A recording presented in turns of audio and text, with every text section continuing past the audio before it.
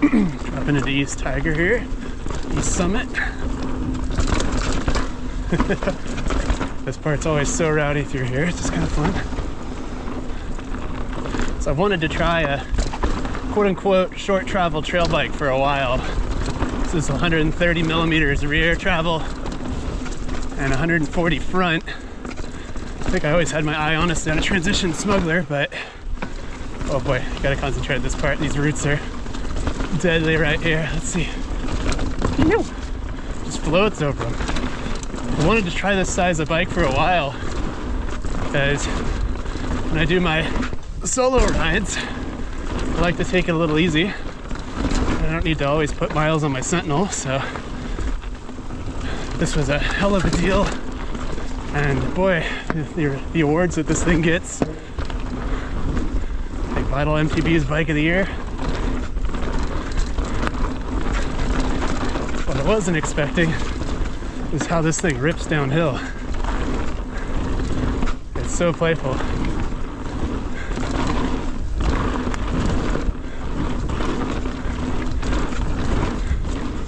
I used to always ride a big 170 travel enduro bike through here, and man, I'll tell you, just being able to pump and get more leverage on what the suspension is doing is killer.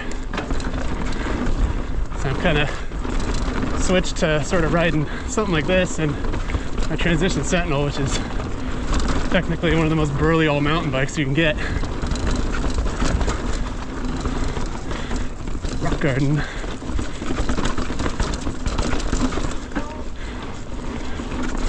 Continue on East Summit. Gotta get used to these tires. I usually run Minion and Issaquahs, but this is a Vittoria Mazda and a Martello.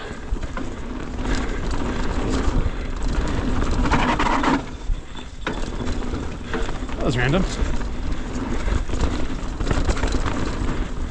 It all goes to those riders that are back there.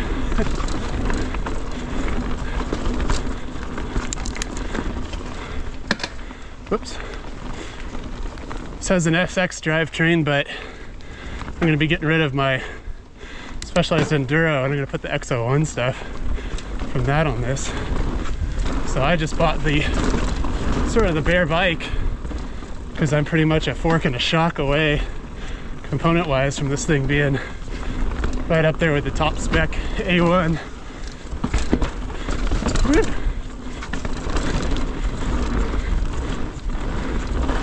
Honestly, this thing might be more entertaining than my Sentinel out here even. Just the steep head angle and the short chain stays and the way this thing jumps. It's just wild. One reviewer said he doesn't know where the energy goes with this bike, and I very much agree. It just kind of takes everything you give it. Woo! That Martello is not super amused with these conditions, but it sure rolls fast. All right, let's get some speed going. I'm not hopping on close encounters today. Actually enjoy East Summit here.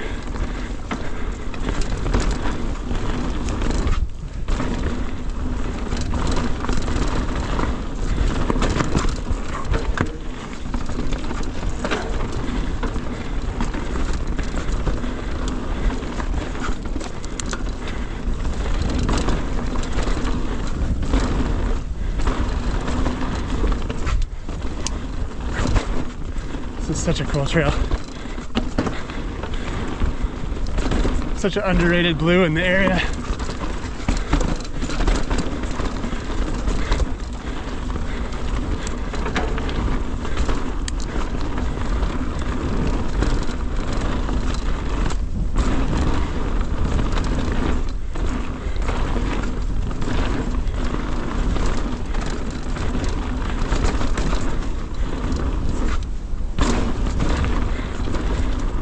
I don't know what sort of trickery Norco has done to the suspension on this thing. Fork and shock have custom tunes, but it just feels bottomless. It's so odd. Phew.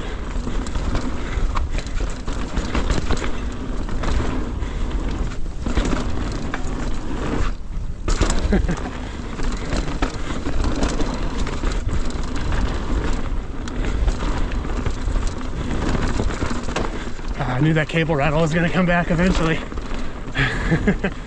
Been trying to figure out some good ways to quiet that down on this bike. I've heard some people on A1s having kind of a similar issue. That's probably the only gripe I've got at this time with it. I guess I also really didn't care for the E13 handlebars for the 20 mil rise. Oh man.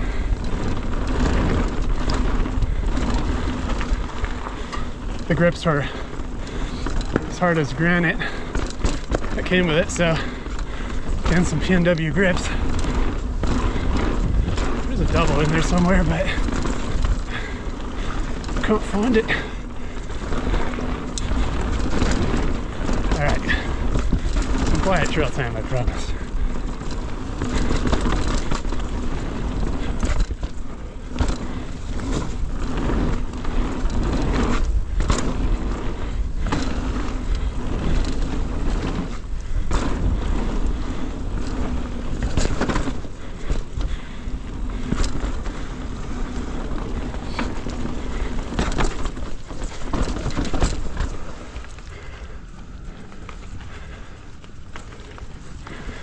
Yes.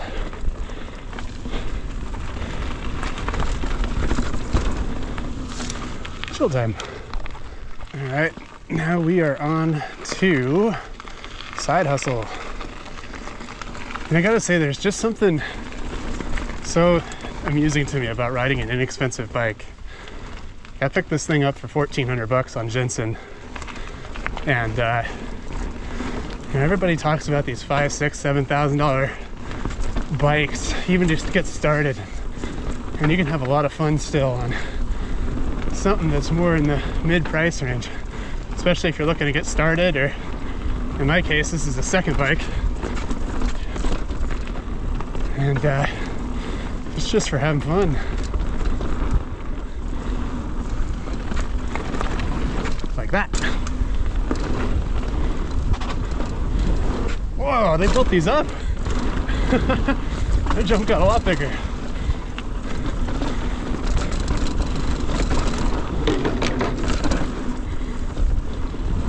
Looks like the Perum's got a tune up too. Sick.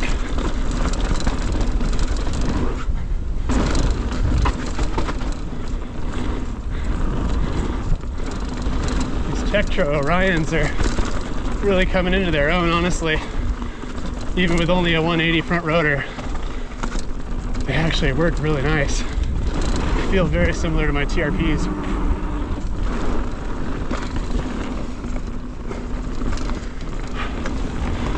Tiny section.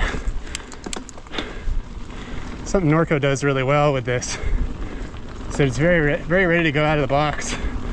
I'm on a size XL. It came with a 200 millimeter dropper. So many bike companies just cheap out and put a 140 mil dropper that's super janky. This has got a super nice STG or SDG. Sierra Delta Golf. Nice hit. Oh man, I missed that double, I forgot. Forgot jumps were coming up. I was not in the right gear.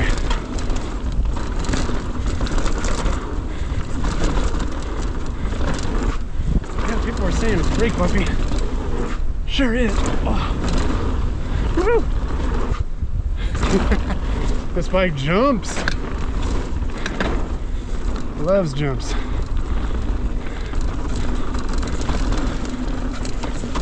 Let's see how these Mazdas handle. This side of the mountain could get a little squirrely.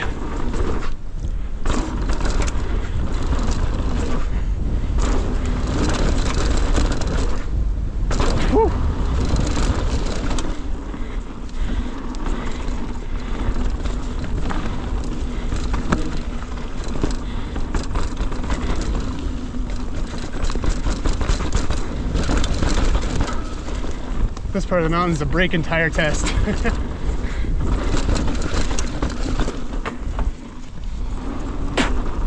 Phew. Getting lots of... Man, I didn't even try to jump that. The bike was just like you're jumping it.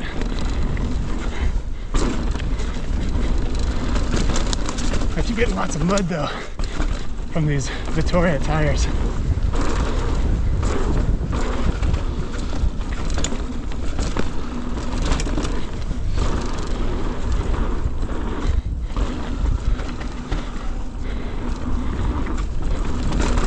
Man, see why they... Oh, those are some bumps, man. See why they call this a fluid on blue flow trails. This thing's great.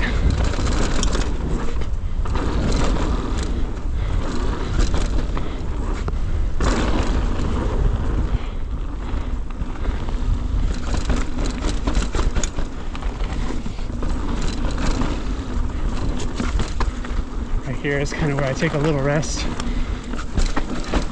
think everybody does. This is usually where you can start smelling your brakes.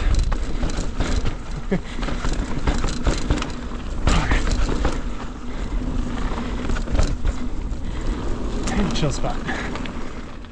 Continuing on side hustle. Should probably also put out there full disclosure, as this is a little bit of a review.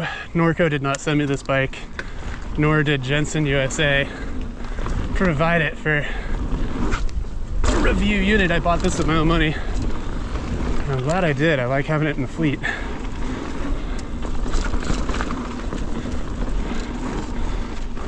Feel a little slow through here. My drivetrain's acting up a little bit. Just SRAM SX things.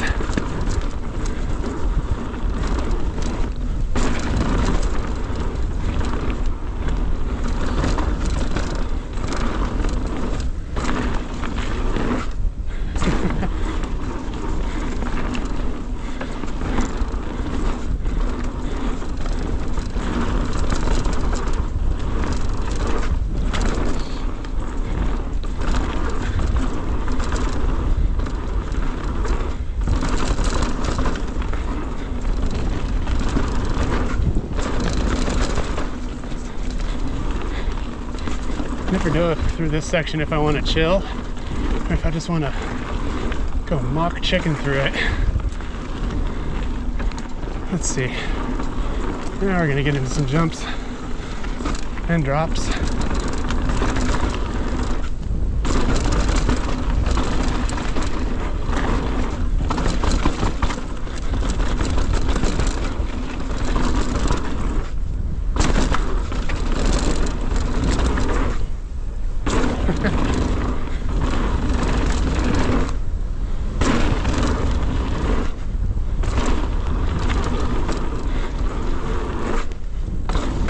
Sending these a little deep, but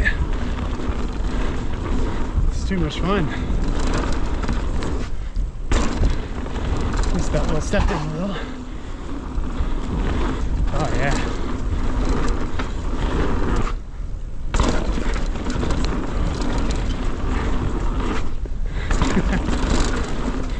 Oh, this is running excellent.